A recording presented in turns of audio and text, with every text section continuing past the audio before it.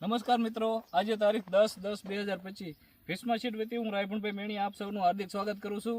આજે આપણે આવ્યા છીએ બોટાદ જિલ્લાના નાના પાળિયાદ ગામે એક પ્રગતિશીલ ખેડૂત ભાઈની મુલાકાતે।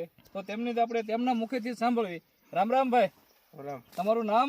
હિતેશભાઈ ધોરિયા। હિતેશભાઈ ધોરિયા, ગામ નાના પાળિયાદ। બરોબર। આ કયો કપાસ આપણે વાયેલો છે? આ વાયુ છે રફ એન્ડ ટફ ભીષ્મા કંપનીનો, અને આપણે લાયા હતા ક્યાંથી? જસદણ જગદીશભાઈ શ્રીનાથ એગ્રો। શ્રીનાથજી એગ્રો જસદણ જગદીશભાઈ ઓલેથી। કેટલા પેકેટ લીધા હતા? 3 પેકેટ લીધા હતા। 3 પેકેટ। તો આ કપાસ તમને કેવો લાગ્યો? કપાનું રિઝલ્ટ સારું છે, ફાલ બાલ સારું આવે, ઝીંડું મોટું થાય છે। બરોબર। જો ઝીંડવા તમે જોઈ શકો, અને આ પવન થી આડો નથી પડ્યો, ઠેઠ થડેથી જ છે ને સીધી જો ડાળીઓ એટલી ઘાટી મૂકી છે। આખામાં એટલો ને એટલો અત્યારે આ છોડવે કેટલોક માલ હશે અંદાજે? હજી તો 70 જેવા ઝીંડવા છે, 70-80 ઝીંડવા છે। બરોબર। અને તોય ફાલ ચાલુ છે, ચાલુ છે, સિરીઝ ચાલુ છે, અને ક્યાંય કપાસ બગડ્યો નથી આપણે? આજે તો આમાં કઈ હુકારવાનો પ્રશ્ન નથી। બરોબર। અને રોગ જીવાત આમાં કેવી આવે? રોગ જીવાત તો આમાં દવા અમે હા હલકી જ છાંટવી, ભારે દવા બહુ છાંટતા નથી। બરોબર, ભારે દવા છાંટતા નથી, છતાં પણ આનું નામ જ એવું રાખ્યું છે, ગમે એવા ખેડૂત હોય તો રફ એન્ડ ટફ, એટલે ગમે એ જમીનમાં હાલે એમ। ગમે એવો ખેડૂત હોય, મોળી જમીન હોય, હલકી હોય, પાણી ભર્યું રહેતું હોય, તો આ વેરાયટી ટક્કર ઝીલે આમ ટૂંકમાં। હા, વરસાદ પડ્યો તો આ કે આડો નથી પડ્યો કપાસ। બરોબર। આ તમારો વરસાદ કેવો પડ્યો? વરસાદ આ ઘડીએ ઘડીએ શરૂ જ રહ્યા છે, શરૂ જ રહે ને? હા। અને આમાં ગુલાબી ઈયળ ક્યાંય હજી લગીનમાં ક્યાંય હડો આવ્યો જ નથી, હજી સુધી ક્યાંય નથી। પછી બરોબર। અને આવો નવો આ કપા રહે તો આમાં કેટલો ઉત્પાદન આવે? હવે અંદાજે વીઘે અંદાજે એવો અંદાજ છે કે 35 અલગ અલગ આ હોળ ગુઠાનો વીઘો ને તમારે? હોળ ગુઠાનો વીઘો। બરોબર। તો આ બિયારણ ટૂંકમાં આમ તમને ફાવ્યું ને? ફાવ્યું, હા, મજા આવે એવું બિયારણ ઉત્પાદન। બરોબર। અને આમાં ઝીંડવા કેવા છે? ઝીંડવા મોટા અને બધા 5 પેશી ના ઝીંડવા છે બધા? હા, ઓલે 4 પેશી વાળા નથી। હા। અને એક પેશીમાં 8 થી 9 કપાસિયા નીકળે છે। એ તો આપણે વીણો નથી। હા, પણ તોય ડાકું ખુલ્યું એમાં જોયું એટલે ખબર પડે કે ના જોઈ જો એટલે તમને ગણી લ્યો તમ તારે એટલે ખબર પડે। કપારું સારું, વેરાયટી હારી છે। અને આખામાં એવું ને એવું છે ને બધામાં? આખા ભાગમાં ક્યાંય જે ઓલો નથી થયો। જો ઝીંડવા તમે જો એક છોડો, એવું નહીં કે આ એક છોડો છે, બધાય છોડો ઝીંડવા એમ? આ બધું જોવો તમે। હા, બધાય છોડો, માલ એવો ને એવો જ છે। માલ એવો ને બધો કપા સારો લીલો સમજ રહેશે। તો આ કપાસ બીજા ખેડૂત મિત્રોને વાવવો હોય તો વાંધો નહીં ને? આદ વવાય, મને એમ થાય પોર બધો આદ વાવો છે, પોર બધો આદ વાવો છે તમારે? હા, બરોબર।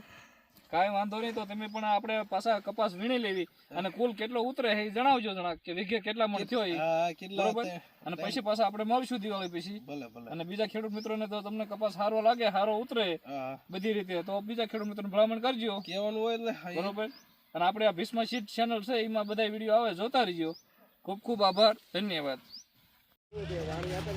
જો મિત્રો, આ કપા એક જ હરખો આખો જો તમે, આમાં હોરા હાલી એક એવું નથી।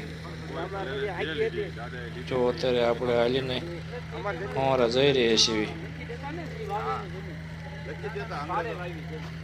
પણ આમાં હોરું હલાતું નથી, અને ફાલ જો ક્યાંય ખર્યો નથી।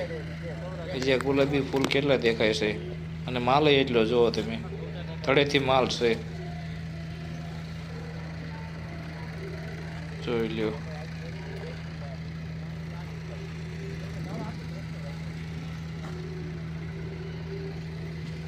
એવું નહીં કે એક ઠેકાણે તમે આખા ખેતરમાં ગમે એ આંટો મારી લ્યો, ઠેર સુધી એક જ હરખો કપાસ છે।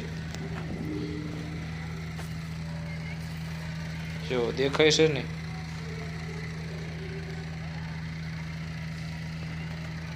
સિરીઝ પણ એવી છે, પંજા લાગી ગયા છે।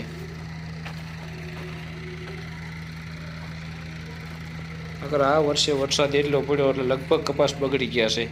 તમે બીજા જુઓ તે બાજુમાં બધે બગડી ગયેલા જ છે, રસ્તામાં ગમે ત્યાં હાલો, લગભગ ખેતરે જુઓ તમે 80% કપાસ બગડી ગયા છે। અને આ ઘેરામાં ક્યાંય તમને ડાઘ જોવા નથી મળતો, આટલો બિયારણમાં ફરક પડે। સારી ક્વોલિટીના બિયારણ વર્ષનો પાયો છે। બિયારણ હંમેશા સારું જ લેવાનું, ભલે ભાવ વધારે દેવો પડે, બિયારણમાં કોઈ દી મોડું નહીં લેવાનું। જુઓ તમે, અને માલ જુઓ, ઠેઠ થડેથી, અને ડાળું પણ એટલી પડે છે, એટલે હલકી જમીન હોય આને હંમેશા પારવું જ વાવેતર કરવાનું। તમને શરૂઆતમાં એવું લાગશે, પણ પારવું વાવજો। બીજા ખેડૂત મિત્રોને મોકલજો। ખૂબ ખૂબ આભાર।